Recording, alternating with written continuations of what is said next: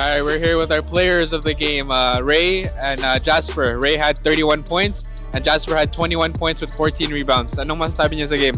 Ikaw muna. Yun pa rin, ganun pa rin. Practice lang, tas ayun, shoot. Tira mo lang. Ganun rin, shoot lang ng shoot, rebound lang ng rebound. Ba't parang hindi kayo napapagod sa game nyo? Ano bang mga preparation na ginagawa nyo? Nagja-jogging lang ako. Jogging lang.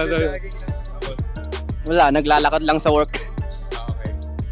And special guest. What do you guys think about the mechanics of the game? First of all, Josh is sucks. I agree. What do you say about the reffing in the game? It's pretty fine. It's fair. Fair. Any shoutouts? Shoutout kay Kuya Jesmar, sa FBB, tsaka sa lahat ng mga committees at referees.